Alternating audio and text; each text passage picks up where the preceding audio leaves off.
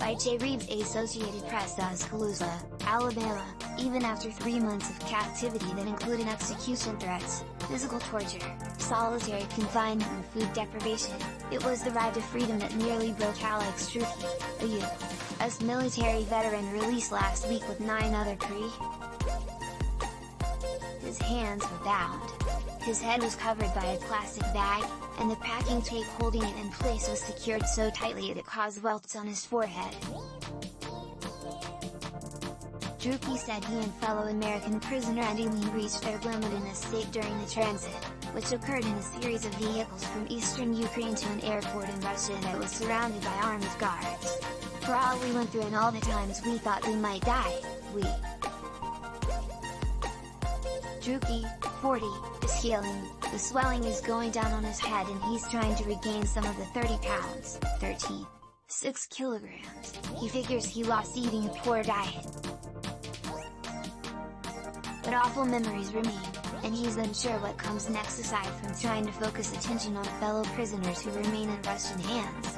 The war has not ended, he said, speaking at the home he shares with his mother and other relatives in Tuscaloosa.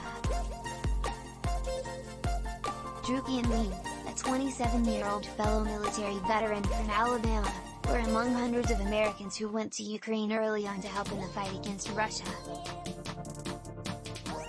On June 9, they were captured during what Drueke described as a reconnaissance mission associated with Ukraine's International Legion, composed of foreign volunteers.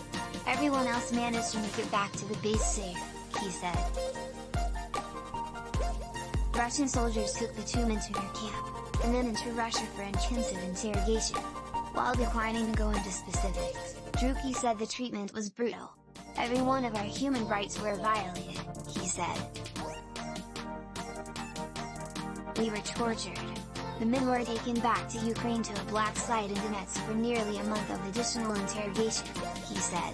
They were eventually taken to an isolation cell block within a former Ukrainian prison. There, Drueke and Huynh were forced to record propaganda statements for a Russian video camera with soldiers in the room. On the positive side, there were times they would put us in a closet, bound and blindfolded, while they were waiting for whatever reporter to show up, and it gave Andy and I J. It was the first time we had talked in weeks at that point.